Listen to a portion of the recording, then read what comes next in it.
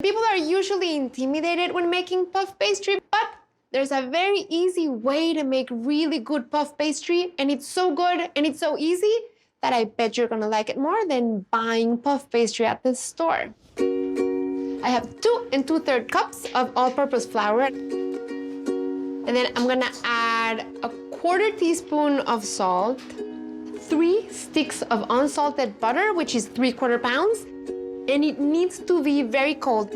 See, the whole secret of puff pastry is you need to create layers of dough and butter, because the butter puffs in the layers that you make in the oven, and that's why puff pastry is so light and crisp and delightful. I'm gonna pause the food processor just a few times.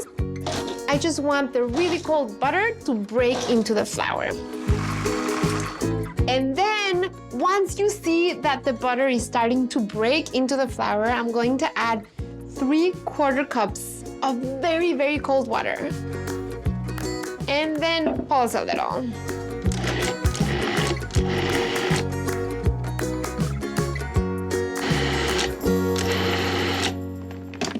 This is how you want the dough to turn out before you start to roll it. It's very crumbly. It doesn't seem to want to come together.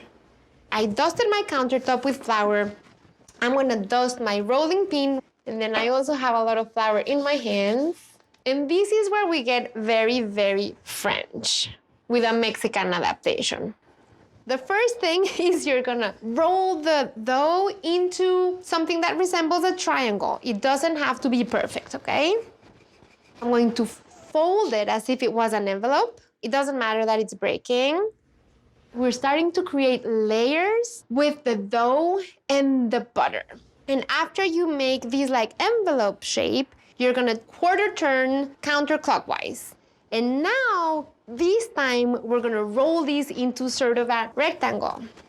Once you have this rectangle, you're going to fold the top to the middle and the bottom to the middle. And now, we turn this folded rectangle onto itself like this, and this makes us have 8 layers of pastry. And you're gonna do the same thing all over again, triangle fold, rectangle fold. This makes it 32, but then we fold it again.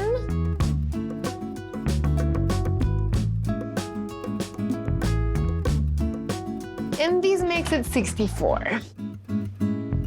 When you make puff pastry at home, it makes you feel so accomplished. Before I use this puff pastry, it needs to chill for at least 30 minutes.